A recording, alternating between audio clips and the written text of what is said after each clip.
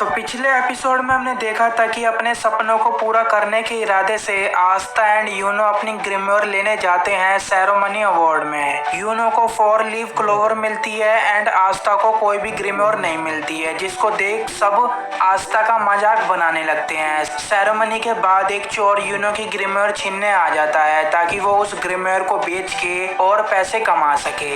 आस्था उनकी आवाज सुन के यूनो को बचाने आ जाता है, बट वो चोर आस्था को बहुत बुरी तरह पीटता है और कहता है उसके पास एक ऐसी मैजिकल एबिलिटी है कि वो अपनी मैजिकल चेन से किसी को भी टच करके बता सकता है कि उसमें कितनी मैजिकल पावर है। और उसके अकॉर्डिंग आस्था के पास बिल्कुल भी मैजिक नहीं है, जीरो मैजिक। यही सोच के आस्था भी गिव अप करने ही वाला होता है। अगर मेरे पास मैजिक ही नहीं है तो मैं कितनी भी मेहनत कर लूं, मैं कभी भी मैजिक यूज नहीं कर पाऊंगा। तभी यूनो कहता है आस्था लूजर नहीं है, वो मेरा राइवल है। तभी अचानक आस्था की एक हिडन ग्रीम्योर दिखती है। अब आगे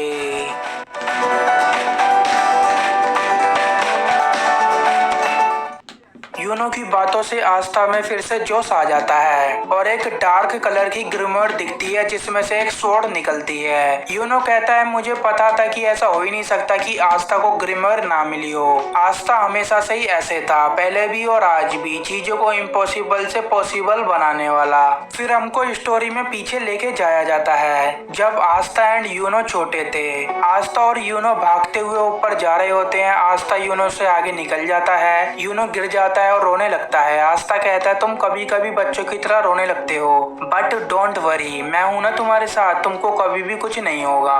वो साथ में उस छोटी सी पहाड़ी या हिल जो भी बोलो उधर जाते हैं और ब्रेड खा रहे होते हैं। ब्रेड बहुत टेस्टी होती है बट थोड़ी सी हार्ड होती है। आस्था बचपन में भी सिस्टर लिली से फ्लर्ट करता था। वो सिस्टर लिली की तारीफ करते हुए कहता है ओ सिस्टर लिली तुम कितनी अच्छी कुक हो, जब मैं बड़ा हो जाऊंगा क्या तुम मेरे से शादी करोगी? सिस्टर लिली कहती एक्चुअली में ये ब्रेड फादर ने कुक की है तो तुमको फादर से शादी करनी चाहिए। आस्था पीछे ही पड़ जाता है, नहीं नहीं नहीं, मुझे तुमसे ही शादी करनी है, उस ओल्ड मैन से नहीं, please marry me, please marry me. You know Astha को समझाने की कोशिश करता है कि सिस्टर लिली शादी नहीं कर सकती, बट आस्था बोलता है मैं हार नहीं मानूंगा, मैं सिस्टर लिली से जब तक पूछता रहूंगा जब तक वो हाँ ना कर दे। आस्था सिस्टर लिली के पीछे पड़ जाता है। सिस्टर लिली अपनी ग्रीम्योर निकाल लेती है और आस्था चुप हो जाता है। अगले सीन में सिस्टर लिली उनको एक स्टोरी सुनाती हैं। बहुत पहले जब एक डीमन ने पूरी दुनिया को तबाह करना चाहा था, पूरी दुनिया में डार्कनेस छा गई थी, सब जगह सिर्फ तबाही नजर आ रही थी। फिर एक बहादुर जादूगर ने उस डीमन से फाइट करके उसको हराकर दुनिया को बचा लिया। और उसके बाद यूनो पहले तो डीमन की स्टोरी सुनते समय डर रहा था, बट जब उस महान जादूगर के बारे में सुना तो वो बहुत इंटरेस्ट से कहानी को सुनने लगा। उसके बाद उस जादूगर को क्लोवर किंगडम का विजर्ड किंग बना दिया। आस्था के पूछने पर सिस्टर लिली बताती हैं अभी भी इस टाइम क्लोवर किंगडम का एक विजर्ड किंग है। Generation to generation Wizard King का टाइटल किसी और को दे दिया जाता है जो उसका हकदार हो एंड जो उसके लायक हो। विजर्ड किंग की वजह से ही आज क्लोवर किंगडम में लोग इतनी पीसफुली रह रहे हैं। किंग के बाद second most important person wizard king ही है। आस्था भी अपना मन बना लेता है विजर्ड किंग बनने का। यह सुन सिस्टर लिली का रिएक्शन भी लाइक व्हाट, विजर्ड किंग? वो पूछती हैं विजर्ड किंग क्यों बनना है? आस्था बताता है विजर्ड किंग काफी स्ट्रॉन्ग एंड सुपर कूल होता है। बस इतना ही नहीं, वो इम्पोर्टेंट होते हैं, उनके पास पावर भी होती है। अगर मैं विजर्ड किंग बन गया तो मैं लोगों की लाइफ बेटर बना दूंगा। फिर हम अच्छे अच्छे कपड़े पहन पाएंगे, जितना चाहे उतना खाना खा पाएंगे। सबसे पहले तो मैं इस गंदे से चर्च को दोबारा से अच्छे से बनाऊंगा। सिस्टर लिली मैं एक दिन विजर्ड किंग बनूंगा और आपकी लाइफ भी बेटर बना दूंगा, सो प्लीज मैरी मी। उसके बाद आस्था मैजिक करने की बहुत कोशिश करता है बट वो नहीं कर पाता। आस्था सिस्टर लिली के कपड़े सुखाने में हेल्प करने के बहाने उनसे फ्लर्ट करने की कोशिश करता है। यूनो वहाँ पर आता है अपने हाथ में एक बच्चे को लेके जो कि बहुत रो रहा होता है। आस्था कहता है मुझे दो, मैं एक दिन विजर्ड किंग बनूंगा तो बच्चों को चुप कराना तो मेरे बाएं हाथ का खेल है। अ फ्यू मोमेंट लेटर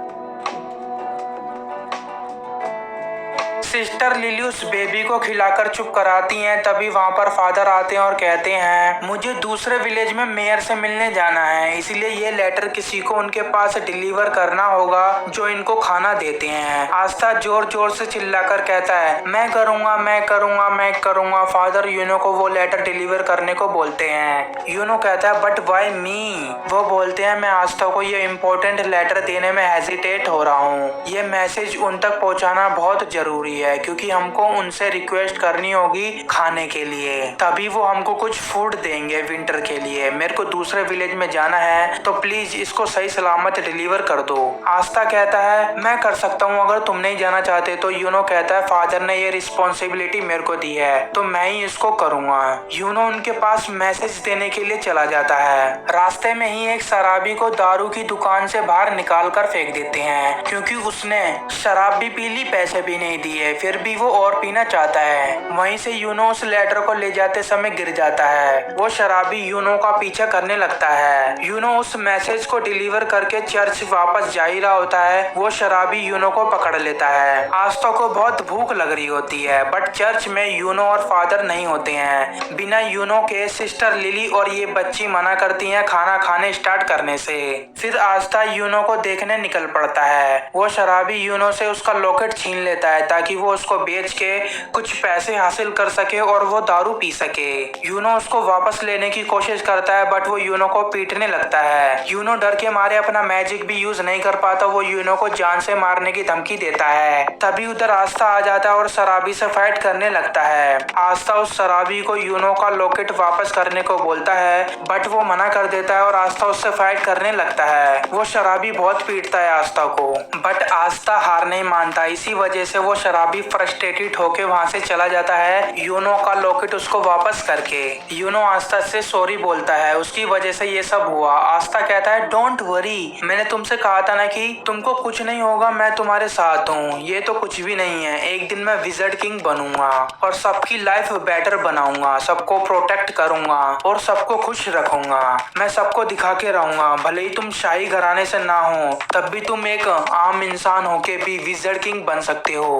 मैं भी विज़र्ड किंग बन सकता हूँ और तुम भी। यूनो आस्था का जुनून देखकर उससे इंस्पायर्ड होके विज़र्ड किंग बनने का वादा करता है कि अब से यूनो कभी नहीं रोएगा और विज़र्ड किंग बन के सबको प्रोटेक्ट करेगा। वो दोनों आपस से प्रॉमिस करते हैं कि वो दोनों एक दूसरे के राइवल एक दिन विज़र्ड किंग बनेंगे। फ्लैशबैक से बाहर आके प्रेजेंट टाइम में आस्था के पास एक तलवार होती है जो कि उसकी ग्रिमोइड से निकलती है। वो चोर हैरान हो जाता है, तुम्हारे पास मैजिक नहीं है तो तुम्हारे पास एक ग्रिमोइड कहाँ से आई और ये स्वॉर्ड कहाँ से आई। वो चोर आस्था पर पूरी ताकत से अटैक करता है बट आस्था उस अटैक को नलीफाई कर देता है। नलीफाई करना मतलब आसान भाषा में बोलूँ तो आस्था उसके अटैक से बच जाता है और अपनी फिजिकल स्ट्रेंथ से उसको सबक सिखाता है कि अटैक में नॉकआउट। आस्था यूनो को अपनी ग्रिमोइड दिखाते हुए बहुत खुश हो रहा होता है। यूनो कहता है कि तुमने मेरी एक और बार जान बचाई, एक दिन मैं तुम्हारा कर्ज जरूर चुकाऊंगा। यूनो कहता है तुम्हें वो प्रॉमिस याद है जो हमने उस दिन किया था कि हम दोनों राइवल हैं। आस्था कहता है ऑफ कोर्स, मेरे को लगा था कि तुम्हें याद नहीं होगा जिस तरह से तुम बिहेव करते हो। यूनो कहता है मेरे को कोई इंटरेस्ट नहीं अपने राइवल के साथ फ्रेंडली होने में। तुमने मेरे को एक होप दी थी कि एक गरीब साधारण आदमी एंड इवन एक अनाथ भी अपनी जिंदगी में सबसे अच्छा बन सकता है इस पूरे वर्ल्ड में, और सबको प्रूव करना मतलब लिली सिस्टर एंड सभी की लाइफ को बेटर बनाना। चलो देखते हैं कौन विज़र्ड किंग बनेगा। तो आज का एपिसोड यहीं खत्म होता है। आई नो मैंने बहुत दिनों बाद वीडियो डाली है बट एक बार मेरे एग्जाम खत्म हो जाए